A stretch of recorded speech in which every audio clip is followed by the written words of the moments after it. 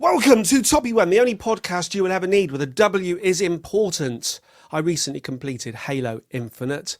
That's a video game series that started in the early noughties through various incarnations, followed me through my life from relative youth to old man. And I completed Halo Infinite, the latest installment, and I completed it on easy mode. And when people hear that, when gamers, because gamers are a breed unto themselves, you've got musicians, they're breed unto themselves, gamers, you get crossover, you get gaming musicians. It's like a Venn diagram. You can put all the different sectors of society. People are into politics, people are into this, people are into that. And there's crossovers, and some of the crossovers are more finicky than others. And when it comes to admitting that you completed a game on easy mode, there'll be a whole section of society, and this is where gamers, I would say, intersect with youth, that go, really? On easy? What's the point of that? What's the point? The point is that I was able to complete the game, and I did complete the game. So this is the youth saying this to me, all right? The youth. But in my youth, I come from an era of fiendishly difficult games. Games with ends that only happened because the code broke.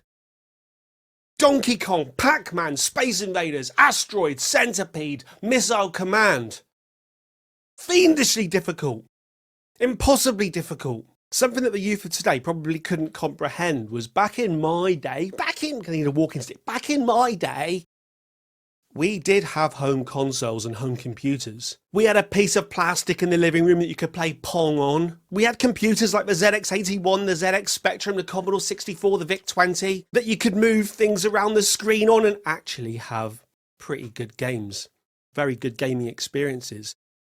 But if you wanted to have cutting edge, it wasn't at home on the PS5 or the Xbox Series X or your high-spec PC. You had to go to the video game emporium, the arcade.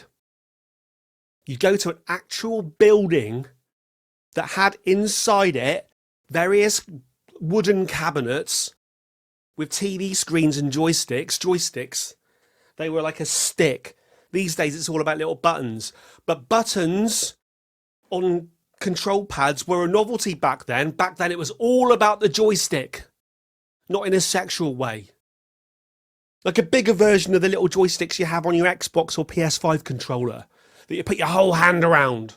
And you had these cabinets with joysticks and buttons, and each cabinet played one game. And inside the cabinet was a load of electronics geared up to play that one game. This was the cutting edge. And these machines were fed by coins. And they wanted you to keep feeding coins in to continue. And therefore these games were hard as nails. So you'd have this building with lots of flashy lights and lots of wacky sound and lots of teenage boys and a stench of sweat, urine and semen. And it was hard. And I was honestly more of an onlooker. I'd stand on the sidelines and just watch what was going on. I enjoyed watching games in the same way as today I enjoy watching other people do walkthroughs of games, playthroughs of games. And more recently, I've got involved in watching speedruns. It's like it goes full circle. In my day, you had Ghosts and Goblins, which was incredibly difficult. No one got much further than the first few screens. And if they did, it was because they were feeding coins in. Continue. Money spent. People would watch from the sidelines in awe, because they didn't have the skill themselves to complete a game like Ghosts and Goblins or Ghouls and Ghosts. You had the size of the game, spread your hands wide, and then you had the size of the game that I could see, that I could accomplish. Imagine like a little coin. Put your fingers together like you're holding a little coin. The little coin versus the extreme, pretend you're holding a fish, the extreme size of the game versus little coin. I'm watching YouTube playthroughs today of those classic arcade games of my youth. And I'm seeing levels that are just wondrous. So much effort put into them by the programmers, so many different colours, different experiences. I only ever experienced the first couple of screens. You load up something like Shadow of the Beast. I marvelled in the parallax scrolling and the vivid colours, the greens of the grass in the forest and the colour of the sky. It turns out there was loads more to it, and that goes for all those classic arcade games. So much effort for your average person to see so little. And so it is that over the last few weeks, I've been watching speedruns of the latest new sensation, Elden Ring. And I was watching this one guy in particular. I think he's a professional streamer. It's his day-to-day life. It's his living to get good and to get faster, to become an expert, to find glitches, to complete a game that takes your average good gamer 100 hours to complete it in like 17 minutes. And I was watching his videos every day and I thought, perhaps I could have a go at this game. Now I know that Elden Ring is made by From Software. Rock solid hard games. Demon Souls, Dark Souls. Extreme difficulty, the kind of game that I steer away from because I find it incredibly difficult to find any time to play any game ever. But when you have that limited time, it's hard to invest it in something that you really need to dedicate and devote your entire being to. I know this from a little bit of experience because I have only once, I've never tried Dark Souls, Demon Souls, whatever, but I did buy into the idea of Bloodborne when I think I had the PS4. Everyone said it's the greatest game, you've got to play it. So I bought it. It was too difficult for me. I must admit, I didn't even get to the first boss, and I gave the game away.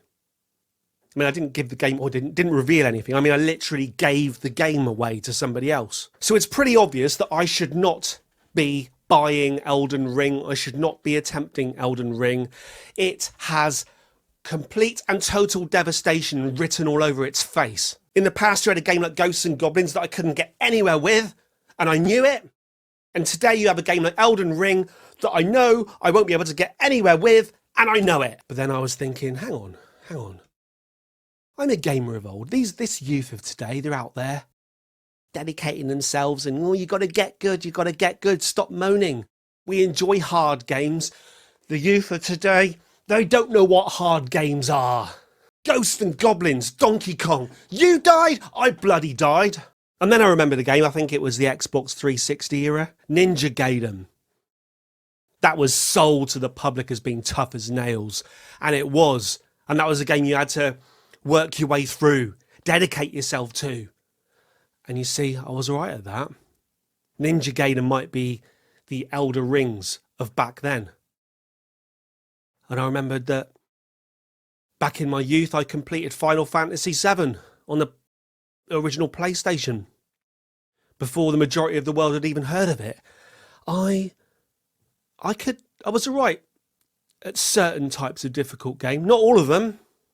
I never got to the 256th screen of Pac-Man, but I was as good as the next person. So I thought, maybe I could give Elden Ring a go. It's supposed to be the game of this generation. An open world experience like no other. Yes, people say, yes, it's difficult, but it's not impossible. Just work through it at your own pace. Don't moan about it, because you got to get good. Old man, don't moan about it, just get good. So I bought it, Elden Ring, and I pressed start with trepidation. And I spent a good hour creating my character, because that's what happens these days. You don't just start and get told that you're a yellow disc with a triangle cut out of it. They say you can look like whatever you want to look. So I made my man, blue skin, yellow eyes, red moustache. You know, I take these things seriously. And I posted a picture of my character onto Instagram, and immediately some bloke said, "What are you doing? Playing this game at your age? Get a life, mate." With the suggestion that Elden Ring and its complexity and its difficulty is a game for the youngsters, a game for youth. I immediately took exception to this. However, it's probably in some ways it's probably right. Rather than an old bloke trying to give it a go and probably moaning, because what I'm going to do in a minute is moan about the difficulty. Rather than have to put up with someone like me moaning about the difficulty, just accept that difficult games are made for the young. People who have the time to dedicate to it, to get to the point where they can lecture people on how it's not really difficult. If you find it difficult, man, you need to just devote more time. You ain't got the skills. Sometimes youth presents you with the skills you need for these things. I would suggest it's mainly the time, because now I can go back to some of the difficult games that I did play in my youth on arcade emulations or whatever, and I can play them all right now. So you think that it's all about hand-eye coordination and motor skills. I think a lot of it is when it comes to being young and being good at these games, but a lot of it is just time. When you're young, in my day anyway, there's so many things competing for your time now, but I come from a time there was no such thing as the mobile phone. There was no such thing as the smartphone. There was no, this is the big one, right? There was no internet. People weren't connected. There was no, imagine it, there was no Spotify. There was no Instagram, Facebook, YouTube. There was nothing. You couldn't even phone somebody on something in your pocket. You couldn't message anybody. If you wanted to speak to someone who wasn't in your house or immediately within arm's length of you, you had to phone a physical location. Hi, is Tom there? No, Tom's not here at the moment. Oh, can you give him a message? Can you just tell him that I phoned? Yeah, sure. That's it. If Tom wasn't at that piece of plastic attached to the wall, you couldn't get hold of Tom. He was unavailable, incommunicado. That was my youth. So I turned to my Acorn Electron, my Atari 2600, Spectrum Plus 2, Amiga, SNES. I had a fair few number of these consoles, and I also had the time to devote to them because I wasn't on the internet. I wasn't watching YouTube, going down the YouTube rabbit hole, watching endless shit videos. The fact is that I quite like, I spend all my time now watching YouTube videos, and I like the majority of them. That's why I watch them. But back in the day, pre-technology, pre the modern age, post-industrial revolution, pre-internet age, children had the time to invest in getting good at Pac-Man.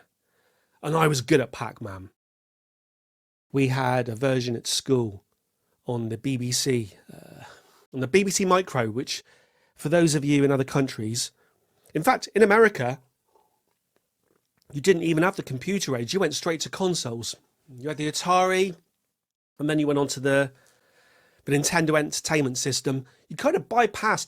In this country, we didn't have the video game crash, which happened in America with Atari making too many copies of E.T. for the Atari 2600. They had to bury them in the desert.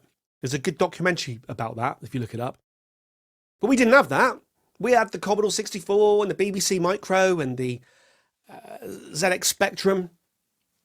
Computers that you put tape, cassettes, audio tapes. Computers used audio tapes of squelching noise to load up to play games. It's quite amazing, really. There was a government-funded initiative, and a company called Acorn made a specific type of computer for the BBC, for the British Broadcasting Corporation, and it was put into all schools. So we had, in this country, we've got the BBC, which is like our TV channel funded by the people, and there would be computer-related programming through the 80s on this channel, and every school had a BBC Micro. And in our school, we had a version of Pac-Man called Snapper, and every year they would, on the school fete, jumble sale, whatever, I don't know what you call it. It was like an open night where they'd be selling things on stalls, and they'd have this computer set up with Snapper on it, and people would take turns to get the highest score, and then you'd write your score down, and every year I won. I had a version of Snapper at home, a slightly lesser computer, the Acorn Electron, a slightly smaller version of the BBC, but Snapper was exactly the same on it. So I had the chance to practice, unlike other kids. And I'd win every year, and I'd brag about it. Until one year, my next door neighbour, the same guy actually, who gave me a Fragile by Yes, he was a dustbin man. Secretly, he practiced Snapper. He was to me, he was an old guy. He's probably years younger than me now, but I think he might have been in his late 20s, early 30s, late 30s. Late 30s, early 40s, let's just keep going, make him older and older. Let's say he was 38, right? But he must have been practicing, and he went in there on this one year, and he beat me at Snapper. So there's a moral of the story there. Never get too big for your boots. Don't get too big for your boots. Big for your boots. Who was that? Big for your boots. There's a song, Dizzy Rascal. Big for your boots. Kanye. Not Kanye. Big for your boots. Kano. Skepta. Not sure. Doesn't matter. That's an aside. Youth versus age. When it comes to difficulty. In life, really. The ability to get good at things. When I was... the separation, the factions. It's like when I was night clubbing, when I was in bands in my teenage years, or even my early 20s, to be fair. You go to a nightclub, and everyone would be young, and you all feel like you're in the zeitgeist, drinking your Newcastle Brown, and your Jack Daniels, and thinking that you were it. You were the most important thing. You were the most important thing in your own world, but you felt like you were the most important thing in everybody's world. And over there, there'd be an old bloke dancing, and you'd be like, who the hell's he? Being in our club. Now, it turns out, probably that old bloke was probably like 30. But back then, when you're in your youth, you see an older person, and they're like 40, 50, whatever. Factions. Students. In their teenage years, where life revolves around beer and music and women and gaming. Gaming the system, probably. But the ability to devote whole evenings, whole days off. Every day is a day off when you're a student in your first year. You want to complete Final Fantasy VII in 1 week? You can do it. You want to get good at Ninja Gaiden? You can do it. So what it really comes down to is time. In your youth, you've got more time. When it comes to games, you've got journey versus destination. When it comes to life, you've got journey versus destination. I talked last week about joining the dots. And when it comes to something like Halo Infinite, you've got the journey of playing the game, but you've got the destination. For me, ticking the box to say I finished it. Brilliant. Get through Halo Infinite as quickly as I can. Get it done. It's done. I can say I bought it. I invested in the experience, and Halo Infinite is complete. It's done. Ticked off the list. Did I enjoy it? Sometimes. But there's an element of ticking the boxes. Getting the destinations done. Get Halo Infinite done. So now I've got Elden Ring. Playing Elden Ring at your age? Get an office job, mate. Youth versus age. It's striking. It's never more striking than when you play a game like Elden Ring, which is a kind of Game of Thrones-esque adventure. You get the choice to be someone, man or woman, and then you get a sword and a shield, and you've got to fight your way through a kind of Lord of the Rings-esque world. And it's really difficult, and the monsters are really difficult, and you die again and again and again and again, and it just shows you the youth versus age. The youth are going, oh, get good. And all I'm thinking is, I need an easy mode. Halo Infinite had an easy mode. And like a heroic and a legendary, they give him different names, so it's basically easy, medium, and hard. And then the people that really enjoy the games, and they buy into them, and they buy into the whole ecosystem, they play them on hard, and they beat them on hard. And hard is the right place to do it, because hard is where the artificial intelligence of the enemies is at its greatest. But people like me, on a game like that, I've chosen that the destination's what I want to get to the end. I want to experience. I don't want to be holding my fingers just slightly apart, saying that's how much of the game I was able to enjoy. Even though the game's that big, put your arms apart like a fish. I only got to see that. So I want the easy mode. I want the easy mode. And they gave me an easy mode. Then Elden Ring doesn't give you an easy mode. Elden Ring just gives you the game. It's the same for everybody. And then you get people going, yeah, that's the way it should be. All of you old people, you need to shut up. And it's like, hang on a minute. I come from the era of Pac-Man. I come from the era of arcade games where there was no difficulty mode. Pac-Man was Pac-Man. Yeah, you had to get good. When you've got limited time in your old age, you choose the path of least resistance. That's what I'm kind of getting to here. There's the path of least resistance. You've got 1 hour, half an hour to play once a week. And it usually takes me a good half hour just to remember what the controls are for the game. So Halo Infinite, I was able to just roughly remember what the controls were, roughly remember where I was in the world, and just shoot people in the face. And that's sometimes all you need, just to be able to shoot people in the face again and again and again in your own time and at your own speed. Elden Ring is a kind of different experience. I can't choose to play it on easy. I'm stuck with the same experience that everyone has. So what I've found is that I've had to adjust. Rather than the path of least resistance and trying to get to the destination to tick the box to say I've done something, I'm trying to enjoy the journey. I spent all of yesterday attacking the same group of knights. Not a boss battle, just a group of knights hanging around a little fortified camp thing.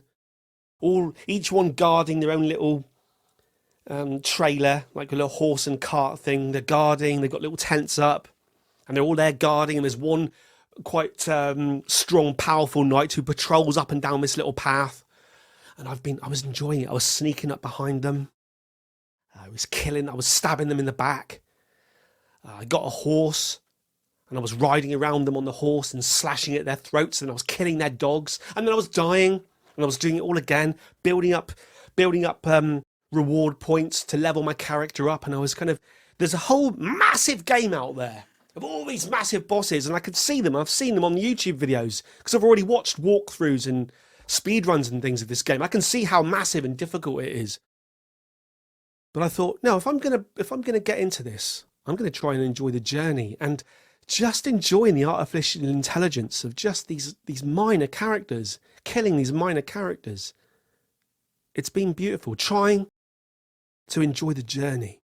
And this links back exactly with last week. Last week it was all about John Lennon saying that life is what happens whilst you're busy making other plans. And this week we've gone from the easy mode of Halo Infinite to the extreme difficulty of Elden Ring. But it's trying to enjoy the journey and enjoying the small victories in life. Stabbing that insignificant knight in the back, or slashing that dog's throat, sneaking around behind walls, sneaking up behind him. He's standing there. He's got his sword out and he doesn't know what's coming. He's just standing there. He's probably been standing in that position for days, just looking out across the valley, just in case someone comes up, and then bang, right in his back. Put him out in his back. Enjoyment. And funny enough, I learn to enjoy the small victories.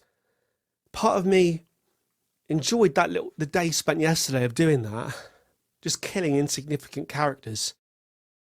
I kind of enjoyed that just as much as just ticking the final box of, yes, I completed the whole of Halo. And I realised that maybe right now I'm learning to enjoy the path of most resistance. The path of most resistance.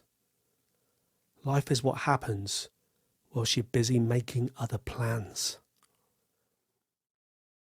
Till next time, over and out.